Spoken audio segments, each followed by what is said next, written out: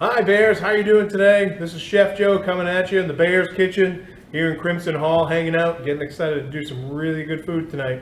We're going to be featuring a really cool homemade classic stir fry with kind of veggies of your choice at home, even though we do have a recipe you can follow along with. It'd be really great, but otherwise, if you got some stuff in your kitchen that you want to use that you really love for a stir fry, please don't be afraid to use it. It'd be really great. All right, so we've got our menu established. We're also going to be doing a General Tso's chicken today. So I hope you're really excited for that part. The first part we're really going to get into is a little bit of knife work, cutting some of the vegetables up and how important it is in stir fry to make sure everything's cut the right way so it'll cook really fast. So the important part is using some high heat, a little bit of fat, which would be your oil that you end up using, and making sure that they stay nice and crispy and tender when you have them. All right, so let's get started into some knife work. Okay, Bears, we're going to get into cutting some vegetables of what we have here. We got our broccoli. First thing we'll do is we'll end up cutting off the stem part here, and we can use this stem for different things like soup. We can use it for broccoli slaws. And then we're going to start cutting the florets. We're going to keep our fingers behind here in safety pose, just so that we're not trying to do this so we can cut our fingers. I've got a personal protection piece on, which is a cutting glove, which you can find online, different brands. There's Quick Class, there's RE, there's different ones that you can end up getting. So we'll just kind of cut those off, keeping our fingers back a little bit for safety purposes, obviously. Right, and once we get those all cut up a little bit, we're going to break them down just a touch. We don't want that bigger broccoli in there because we want to make sure it cooks just as fast as the other vegetables. Okay, so that they stay nice and crunchy. Okay, we got that. We're going to move it off to the side for right now. Then we got our carrot here. Again, we'll take a piece off because you probably won't need it all, and you can reserve the rest and keep it for whatever you want to do. First point, and that's a first point of perfection, a carrot, is the fact that they like to roll. So you want to make sure you cut just a little bit off to flatten it out. Now it kind of sits a little bit flatter when you go to cut it.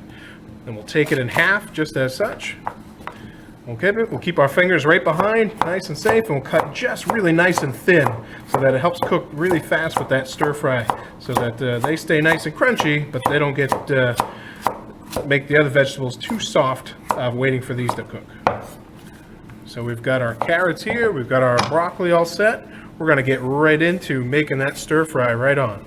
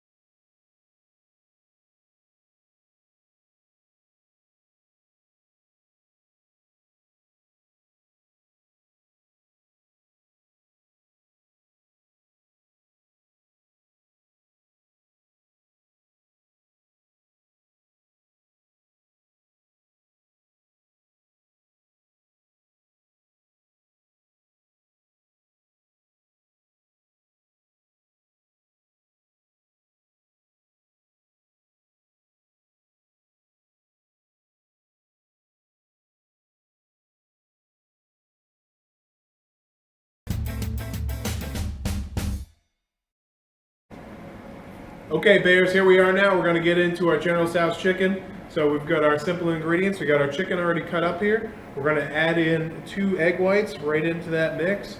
And then we got our soy sauce that we're going to add in here. Here's another 2 tablespoons of the soy sauce. And then we've also got our rice wine here, which you can use a shoaxing wine, you can use a mirin. They're all ingredients that you could use. And we're going to add a tablespoon into that. All right, and once we get that all together, we're going to mix this up.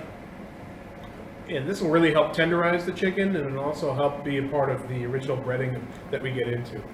So we're going to put that here. We're going to let it sit for a couple hours, usually 1 to 2 hours, and then we're going to bread it and we're going to get ready to fry. All right, now we just took our chicken out of the fridge. It's been marinating for about 2 hours. We're going to start the whole breading procedure here. I'm going to wear gloves, and if you have some at home, it's always a great idea. It kind of saves you getting all the flour and everything underneath your nails, and it'll save you a little bit of time overall. We got our mix here, which is our cup of cornstarch. We've got our quarter cup of flour in there as well. We've also got baking powder in there, which is a quarter of a teaspoon, and we've got a teaspoon of salt in there. And sometimes you might need a little bit more according to how your taste is. So we're basically going to take our chicken, we're going to start to get it breaded. We've got another bowl here that we'll get it in. We'll kind of shake off the excess powder mix that we've got, and then we're going to get into the fryer to get it nice and crispy, and we'll move on from there. So just taking it off, and you do want to kind of drip off some of the juice here. You don't need to full on get a strainer to get another piece of equipment dirty in your kitchen, but just kind of get it in here. And you do want to try to use one hand to take it off so you don't end up getting all the powder mix from your wet glove into here. So it's kind of a two-handed process, if I may.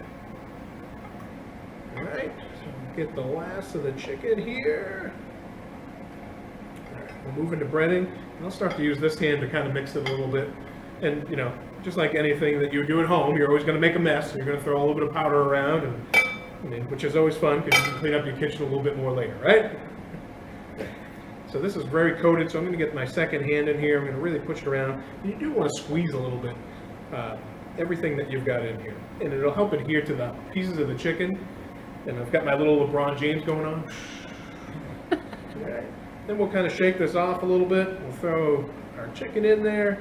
And this is going to come out really great. You can tell that with the cornstarch really makes it crispy. You've got your oil sitting about anywhere between 350 and 375 degrees. And it's going to make this really crispy. And it's going to be really, really good. And any kind of standard oil is good, whether it be a vegetable oil, whether you want to use a corn oil. Any of those are fine. You don't want to use olive oil because it's not going to be that great of a smoking point. It's going to get a little bit too hot for the oil.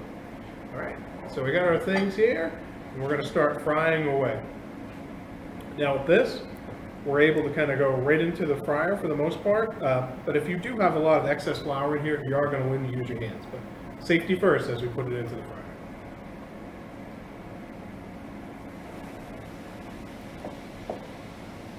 Just make sure you shake off that excess. There we go.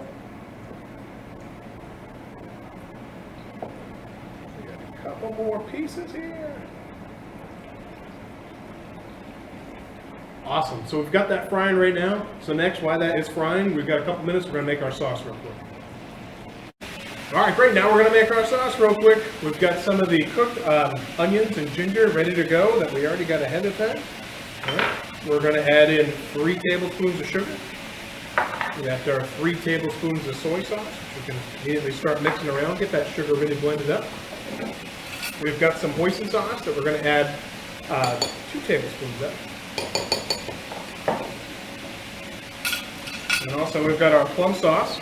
We're going to add that in. That's another 2 tablespoons right there. And obviously a great time to add heat with General Tso's chicken. We got our chili garlic sauce here. Just add 1 tablespoon. I mean, you can add more if you really like some heat, but for us regular folk, we're going to stick with 1. All right, we've got a little bit of mirin here that we're going to add on in, or shoaxing wine like we talked about earlier. All right, and a cup of water. We're just going to have to thin that out. Usually hoisin sauce and plum sauce are a little thick, so we're going to get those incorporated. We're going to get it a little bit, make sure that sugar in there doesn't stick to the bottom, and really kind of move it around. And it's very simple. That's your sauce, and you get to do it while you're cooking the chicken. All right, now our chicken's coming out of the fryer. I just tented a piece of it, and we got it at 165 where you want to be, either 165 degrees or over. The chicken's coming out really crispy from that cornstarch that we talked about. It really makes a difference when you're doing this type of piece.